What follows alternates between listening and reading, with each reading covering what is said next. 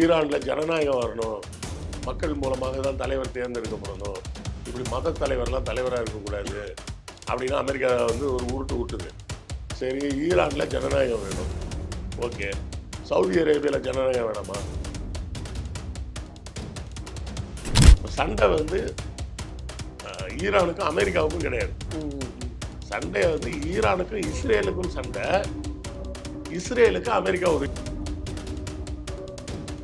அதிகபட்சமாக இப்போ சிங்கப்பூர் போல முழுமையாக ஒரு வேர்ல்டு ஹப் அப்படின்னு சொல்லி அனௌன்ஸ் பண்ணுறாங்கல்ல, அந்த மாதிரி நாடுகள்லாம் அதிகபட்சமாக அவங்க கரையிலேருந்து 200 மைல் வரை தங்களுடைய கடல் எல்லை, ஏன்னா அந்த கடற்கரையை ஒட்டி உள்ள பகுதிகளில் ஏகப்பட்ட நாடுகள் இருக்கு. யுனைடெட் அரப் எமிரேட்ஸ் இருக்கு, சவுதி அரேபியா இருக்கு, குவைத் இருக்கு, ஓமான் இருக்கு, கத்தார் இருக்கு, பஹ்ரைன் இருக்கு, ஈரானும் இருக்கு. இத்தனை நாடுகளும் சேர்ந்த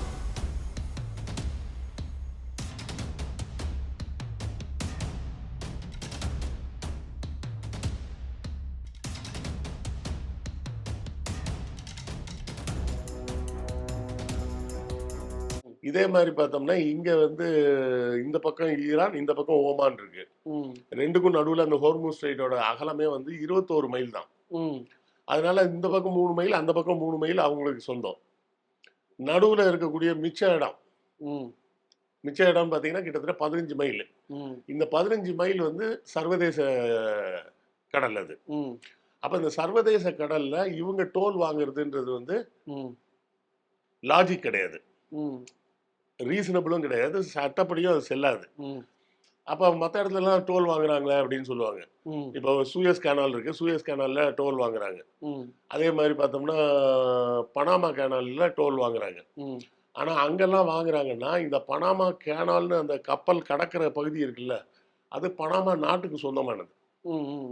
இப்போ இந்த சூயஸ் கேனால் அப்படின்னு சொல்றாங்கல்ல, அந்த சூயஸ் கேனால் வெட்டப்பட்ட நிலப்பகுதி எகிப்துக்கு சொந்தம். அதனால எகிப்து வந்து அங்கே டோல் வாங்குறாங்க, இங்கே பனாமாவில் டோல் வாங்குறாங்க. இது போல இங்க வந்து தோண்டப்பட்ட டனல் கிடையாது. இது இயற்கையாகவே இருக்கக்கூடிய ஒரு கடல் அது. அதனால அதுக்கு ஈரானுக்கு அது மாதிரி வரி வசூல் பண்றதுக்கு, சுங்க வரி வசூல் பண்றதுக்கு உரிமை கிடையாது. சரியா? ஈரான் பாதிக்கப்பட்ட நாடுன்றது வேற. ஆனா இந்த தப்பான தான் அப்படின்னு நான் சொல்லியிருந்தேன். ஆனா அவங்க என்ன பண்ணிட்டாங்க, 8ஆம் தேதியோட அதை நிப்பாட்டிட்டாங்க.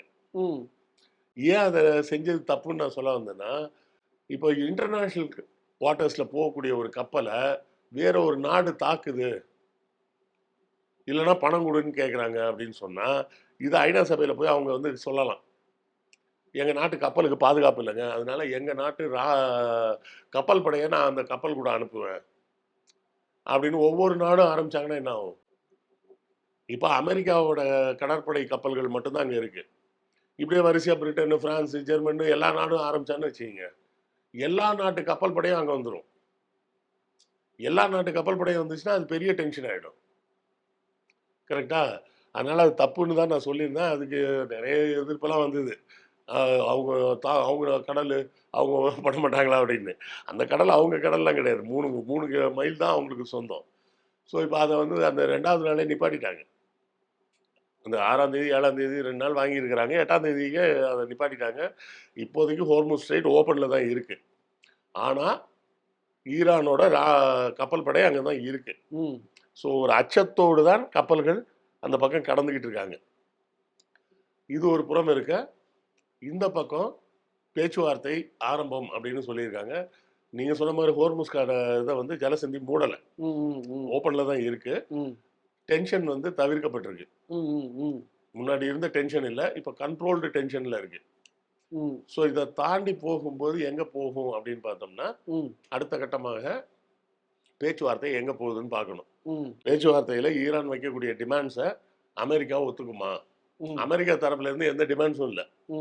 அமெரிக்கா ரொம்ப சிம்பிளாக சொல்றது என்னன்னா, சீஸ் ஃபயர், ஹோர்முஸை திறந்து விட்டுரு. சார், அமெரிக்க அதிபர் இன்னொன்று சொன்னார்னுங்களே சார், என்ன சொன்னார்னா, அந்த ஹார்முஸ் ஸ்ட்ரைட்டை வந்து நாங்கள் எடுத்துப்போம், அதில் வரக்கூடிய அந்த சுங்க கட்டணத்தை நாங்களும் ஈரானும் பாதி பாதி பிரிச்சுப்போம், அந்த மாதிரிலாம் சொன்னாங்க. சுங்க கட்டணம்லாம் அங்கே வசூலிக்க முடியாது. ஓகே, இல்லை இது ட்ரம்ப் சொன்னார், நாங்கள் கண்ட்ரோல் பண்ணுவோம் அந்த ஹார்முஸ். இல்லை, சுங்க வசூல் வந்து இப்போ யாருமே பண்ண முடியாது. அதாவது அஹ், அதிகபட்சமா இப்ப சிங்கப்பூர் போல ம் முழுமையாக ஒரு வேர்ல்டு ஹப் அப்படின்னு சொல்லி அனௌன்ஸ் பண்றாங்கல்ல, ம் அந்த மாதிரி நாடுகள் வேணா அதிகபட்சமாக அவங்க கரையில இருந்து 200 மைல் வரை ம் தங்களுடைய கடல் எல்லைகளாக அவங்க விரிவாக்கம் செஞ்சுக்கலாம். ஏன்னா அப்பதான் கப்பல்களை கொண்டாந்து நிப்பாட்ட முடியும், ம் ஷிப்பிங் யார்டு வேணும் அப்படின்றதுக்கெல்லாம். ஆனா இந்த மாதிரி பகுதிகளில் அது மாதிரி பண்ண முடியாது. ஏன்னா அந்த கடற்கரையை ஒட்டி உள்ள பகுதிகளில் ஏகப்பட்ட நாடுகள் இருக்கு. யுனைடெட் அரப் எமிரேட்ஸ் இருக்கு, சவுதி அரேபியா இருக்கு, குவைத் இருக்கு, ஓமான் இருக்கு, கத்தார் இருக்கு, பஹ்ரைன் இருக்கு, அஹ், ஈரானும் இருக்கு. இத்தனை நாடுகளும் சேர்ந்து அந்த கடல் பகுதியை பகிர்ந்துக்கிறாங்க. அப்படி இருக்கும்போது ஒரே ஒரு நாடு மட்டும் நான் சுங்க வரி வசூல் பண்ணுவேன்னு சொல்லவும் முடியாது. அமெரிக்கா வந்து ஈரான் கூட சேர்ந்தெல்லாம் சுங்க வரிலாம் வசூல் பண்ணாது. அமெரிக்காவோட நோக்கம் வந்து ரொம்ப சிம்பிளான நோக்கம் என்னன்னா, ம் 1950கள் வரை பார்த்தீங்கன்னா, இந்தியாவோட உலகத்தோட மிகப்பெரிய பணக்கார ஆயில் கம்பெனியாக ஒண்ணு இருந்தது. ம் அது பேர் வந்து ஆங்கிலோ ஈரான் ஆயில் கம்பெனி. ம் அதான் அது பேர். Anglo Iran oil company. அந்த கம்பெனி வந்து ஓன்டு பை பிரிட்டிஷ். ம் அவங்க தான் ஃபுல்லா சம்பாதிச்சுட்டு இருந்தாங்க. ம் அப்ப அந்த டைம்ல முகமதுன்னு ஒருத்தர் வர்றாரு, அங்க ஒரு தலைவராக வர்றாரு. அவர் தான் என்ன பண்றாரு, மக்கள் மத்தியில பிரச்சாரம் பண்ணி, ஈரானோட எண்ணெய் வளம் ஈரானுக்கு தான் சொந்தம். இப்படி பிரிட்டிஷ்காரனுக்குலாம் குடுக்கக்கூடாது அப்படின்னு சொல்லி, அவர் ஒரு பெரிய மூவ்மெண்ட் எடுத்து அவர் எலெக்ஷன்ல ஜெயிச்சு 1952ல அந்த ஆங்கிலோ ஈரான் ஆயில் கம்பெனிய நேஷனலைஸ் பண்ணிட்டாரு. ம் நேஷனலைஸ் பண்றதுன்னா ஒரு சின்ன தொகையை குடுத்து, ம் அந்த கம்பெனி வெளிய போன்னு சொல்லிட்டு, அந்த கம்பெனி கவர்ன்மெண்ட் எடுத்துக்கிறது. ம் அப்படி கவர்ன்மெண்ட் எடுத்துக்கிட்டாங்க. இப்ப அந்த பழைய அந்த ஆங்கிலோ ஈரான் ஆயில் கம்பெனி பேர்ல தான் இன்னும் அங்க வேலை நடந்துகிட்டு இருக்கு. அது ஈரான் கவர்ன்மெண்ட்டுக்கு சொந்தம். ம் அந்த கம்பெனி இப்ப என்ன பேர்ல இருக்குன்னு பார்த்தீங்கன்னா, நீங்க பார்த்திருப்பீங்க. போர்ட்ல எல்லாம் பார்த்திருப்பீங்க. பிபி அப்படின்னு ஒரு ம் சிம்பல் பார்த்திருப்பீங்க. ஒரு பூ மாரி ஒண்ணு போட்டு மஞ்சள் ம் கலர், பச்சை கலர், மஞ்சள் கலர்ல வரிசையா பூ ம் இருக்கிற மாரி. பிபினா பாரத் பெட்ரோலியம் இல்ல. அது பிரிட்டிஷ் பெட்ரோலியம். ம் அந்த பிபின்ற கம்பெனி தான் இத முதல்ல வச்சிருந்தது. ம் இப்ப அத எடுத்துட்டாங்கல்ல. அந்த 52ல இருந்து அத எங்களுக்கு எல்லா கம்பெனியும் அங்க வந்து ஆயில் எடுக்கிறதுக்கு இடம் குடுன்னு சொல்லி கேட்கறாங்க. இதுதான் பிரச்சனை. அங்க நடக்கிற பிரச்சனை வந்து ஈரான்ல நடக்கிற முஸ்லிம் நாடு, முஸ்லிம் தலைவர் இருக்காரு ம் அப்படின்னு வெளிய அவங்க சொல்லிட்டு இருக்கிறாங்க. ஆனா உண்மை அது கிடையாது. ஈரான்ல ஜனநாயகம் வரணும். மக்கள் மூலமாக தான் தலைவர் தேர்ந்தெடுக்கப்படணும். இப்படி மத தலைவர்லாம் தலைவரா இருக்கக்கூடாது. அப்படின்னு அமெரிக்கா வந்து ஒரு உருட்டு உருட்டுது. சரி, ஈரான்ல ஜனநாயகம் வேணும். ஓகே. சவுதி அரேபியால ஜனநாயகம் வேணாமா? ஆ அங்க ராஜா தானே இருக்காரு. ஆ கத்தார்ல ஜனநாயகம் வேணாமா? அங்க ராஜா தான் இருக்காரு. குவைத்துல ஜனநாயகம் வேணாமா? அங்கேயும் ராஜா தான் இருக்காரு. அப்ப Bahrain, Kuwait, Oman, Qatar, UAE, Saudi Arabia இங்கெல்லாம் ஜனநாயகம் வேண்டாமா? அங்க இந்த இடம் நான் இப்ப சொன்ன எல்லா இடத்துலயும் ராஜா தான் இருக்காரு. அப்ப இவங்களோட நோக்கம் என்னன்னா, ஈரான்ல இருக்க எண்ணெய் தான் இவங்களுக்கு நோக்கம். ம் ம் ம் ம் சரியா? ஈரான் வந்து உலகத்தின் மொத்த எண்ணெய் தேவைகள்ல 20% ஈரான் தான் உற்பத்தி பண்ணுது. ம் ஆனா அத விக்க முடியாம வச்சிருக்காங்க. ம் முன்னாடி நம்ம இங்க மோடிஜி வர வர நம்ம வாங்கிட்டு தான் இருந்தோம். ம் ம் மோடிஜி வர வர நம்ம வாங்கிட்டு இருந்தது ஈரான்லயும், ரஷ்யாலயும் வாங்கிட்டு இருந்தோம். மோடிஜி வந்ததுக்கப்புறம் அதையும் கெடுத்துட்டாய்ங்க. அதையும் வாங்காம விட்டாங்க. போச்சா? ஸோ இப்படியாக அந்த ஆயில திருடுறதுக்கு உண்டான வழிகள தான் திரும்ப திரும்ப அமெரிக்கா தொடர்ந்து செஞ்சுக்கிட்டு இருக்கு. அதுக்கு துணையாக இஸ்ரேல கையில வச்சுக்கிட்டு, இது இஸ்லாமியர்களுக்கும், யூதர்களுக்குமான பிரச்சனை அப்படின்ற மாரி போர்ட்ரே பண்ண உடனே, இது புரியாத சில மக்கள் வந்து என்ன பண்றாங்க, நாங்க நடுநிலையா இருக்கோம். அது முஸ்லீம் நாடு. அதனால அது தீவிரவாத நாடு. ஒரு நாட்ட எப்படி தீவிரவாத நாடுன்னு நீங்க சொல்ல முடியும்? ஒரு அமைப்பு தீவிரவாத அமைப்பு இருக்குன்னு சொன்னா, அது ஓகே. அந்த அமைப்பு பயங்கரவாத அமைப்பு, குண்டு வைக்கிறாங்க, ஓகே. ஒரு நாடு, அந்த நாட்டையே எப்படி தீவிரவாத நாடுன்னு சொல்ல முடியும்? இப்ப நெறைய பேர் நடுநிலைன்னு சொல்லிக்கிட்டு என்ன சொல்றாங்க, நாட்ட தான் தீவிரவாத நாடுன்னு சொல்லிட்டு இருக்கிறாங்க. ஸோ இப்போதைக்கு நமக்கு சீஸ் ஃபயர்ல இருக்காங்கன்றது தெரியுது. ஆ இதை தொடர்ந்து 10ஆம் தேதி பேச்சுவார்த்தைக்கு பிறகு தான், இதை எதை நோக்கி போகும்? சார் அப்படி சார் ஆனா அப்புறம் இஸ்ரேல் இருக்காங்க. இஸ்ரேலோட அவங்களோட ஸ்டாண்ட் என்னவா இருக்கு? அவங்க என்ன இஸ்ரேலுக்கு ஒரு ஸ்டாண்டும் கிடையாது. ஆ இஸ்ரேலுக்கெல்லாம் ஒரு ஸ்டாண்டும் கிடையாது. அமெரிக்காவுக்கு நேரடியாக சண்டைக்கு போறதுக்கு பதிலா, இஸ்ரேல் மூலமா சண்டைய நடத்துறது. ஏன்னா, அமெரிக்கா நேரா சண்டைக்கு வந்ததுன்னா, ஈரானோட நட்பு நாடாகிய ரஷ்யா உடனே நேரா அதுவும் களத்துக்கு வந்துடும். புரியுதா? இப்ப சண்டை வந்து ஆன் பேப்பர் ம் ஈரானுக்கும் அமெரிக்காவுக்கும் கிடையாது. ம் ம் சண்டை வந்து ஈரானுக்கும் இஸ்ரேலுக்கும் சண்டை. இஸ்ரேலுக்கு அமெரிக்கா உதவி செய்யுது. ம் ம் ம் புரியுதுங்களா? இப்ப ஈரான் மீது அமெரிக்கா நான் நேரடியா சண்டை போடுறேன் ம் அப்படின்னு சொன்னா ரஷ்யா உள்ள வரும், சைனா உள்ள வரும், மற்ற நாடுகள் உள்ள வரும், உலக போரா மாறிடும். அதனால தான் அமெரிக்கா எப்படி போகுதுன்னா எந்த ரூட்ல போறாங்கன்னா இஸ்ரேலுக்கும் ஈரானுக்கும் பிரச்சனை. ம் அதாவது இஸ்ரேல் ஈரானோட அதிபரை கொண்டுட்டாங்க. ம் ஈரான் இஸ்ரேலை திருப்பி அடிக்குது. ம் இஸ்ரேலால தாக்கு பிடிக்க முடியல. ம் அதுக்காக உதவி கேட்டாங்க. அதனால அமெரிக்கா உதவிக்கு வந்துருக்கு. ம் இப்படிதான் அவங்க கட்டமைச்சு வச்சிருக்கிறாங்க.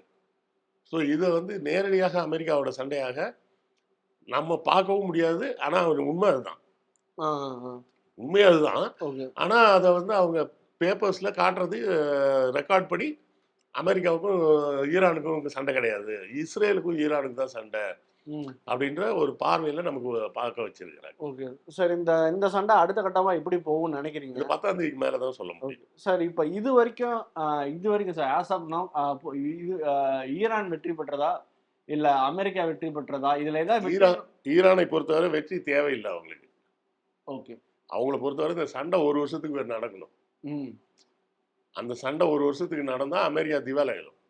ம் ஸோ அமெரிக்காவுக்கு சண்டையை நிப்பாட்டி சண்டையில வெற்றி பெற முடியாது. ம் அப்ப சண்டையத்தோட நிப்பாட்டிட்டா நாங்க ஜெயிச்சிட்டோம் ம் அப்படின்னு சொல்லிக்கலான்றதுக்காக தான் இப்போதைக்கு அமெரிக்காவை பொறுத்தவரை ஹோர்முஸ் ஸ்ட்ரெயிட்டை திறந்து விட்டாச்சு அப்படின்னு சொன்னாலே நாங்க ஜெயிச்சிட்டோம் ம் அப்படின்னு சொல்லிடலாம். புரியுதுங்களா? ஆனா அமெரிக்காவால் ஆயுத பலத்தால் ஈரானை ஹோர்முஸ் ஸ்ட்ரெயிட்டை திறக்க வைக்க முடியல. அதுதான் உண்மை. ம் ம் ம் அப்ப அமெரிக்கா தான் இன்னைக்கு வரை தோத்துக்கிட்டு இருக்கு அப்படின்றது தான் நிதர்சனமான உண்மை. Okay sir. இறுதியா ஒரு கேள்வி சார். ஒண்ணும் இல்ல, சமூக வலைதளங்களை நீங்க பார்த்துருக்கலாம். அமெரிக்காவை ஒரு ஜோக்கர் வந்து ஆண்டுட்டு இருக்காரு, ஒரு மிகப்பெரிய கோமாளி அப்படின்ற மாதிரிலாம் சொல்றாங்க. ட்ரம்ப்போட செயல்பாடுகள் எப்படி பாக்குறீங்க? என்ன விஷயத்துக்காக அவர் இந்த போர் ஆரம்பிச்சாரு? பல்வேறு நபர்கள் சொல்றாங்க அவர் மேல ஒரு அலிகேஷன் இருக்கு, அவர் ஆக்சுவலி அவர் ஒரு பீடோபைல், அந்த கேஸை மறைக்க தான் இதெல்லாம் பண்றாருன்னு சொல்றாங்க. அப்படிலாம் நம்ம டக்குன்னு எடுத்த கவுத்தன்னு சொல்ல முடியாது. அவரோட செயல்பாடுகள் எப்படி பாக்குறீங்க? அவர் ஒரு ஜோக்கர் தான், வேற ஒன்றும் கிடையாது. ம் அவர் நினைச்சது 2 நாள் 3 நாள்ல இந்த மேட்டரை முடிச்சுட்டு ம் பத்தியா ஈரானை அடக்கிட்டேன் ம் அப்படின்னு சீனை காட்டலான்னு பார்த்தாரு. ம் அது இப்படி 40 நாள் இருக்கும்னு அவர் எதிர்பார்க்கல. ம் அவ்வளவுதான் மேட்ரு. ஓகே. இது அவ்வளவுதான் பார்க்க வேண்டியது. ஆமா. நான் வந்து இப்போ ஒரு வேலையை எடுக்கிறேன், கையில என்கிட்ட 10,000 ரூபாய் இருக்கு, 3 நாள்ல முடிச்சிடலான்னு பாக்குறேன். ம் 3 நாள் ஆகி, 1 வாரம் ஆகி, 10 நாள் ஆகி, 15 நாள் ஆகி முடிக்க முடியல. ம் ஏன்னா நாம ஒதுக்கி இருக்க பட்ஜெட்டே 10,000 ரூபாய் தானே. அப்ப என் பட்ஜெட்டை தாண்டி போகுதுன்னா நான் என்ன பண்றது? கண்டிப்பா. அந்த எடுத்த ப்ராஜெக்டும் வேஸ்ட்டு, அதை கம்ப்ளீட் பண்ணவும் முடியாது, மொத்தமாக நஷ்டம். இந்த கண்டிஷனில் இப்போ அமெரிக்கா இருக்குன்றது நீங்கள். அப்புறம் ரொம்ப ரொம்ப முக்கியமான கேள்வி சார். இன்ன வரைக்குமே பெட்ரோல் டீசல் தட்டுப்பாடு, கேஸ் பிரச்சனைலாம் இருக்குது. இதுக்கப்புறம் சால்வ் ஆகுமா? ஓப்பன் பண்ணி இல்லை, ஆல்மோஸ்ட் இப்போ அதெல்லாம் நார்மலைஸ் ஆகிடுச்சு. ஹோர்முஸ் ஸ்ட்ரெயிட் திறந்த உடனே கொஞ்சம் நார்மலைஸ் ஆகிடுச்சு. Okay sir. ரொம்ப ரொம்ப நல்ல இன்டர்வியூ, ரொம்ப ரொம்ப நல்ல பதில் சார். நல்ல இன்டர்வியூ. இதே மாதிரி இன்னொன்று காண சொல்லி நன்றி சார். நன்றி.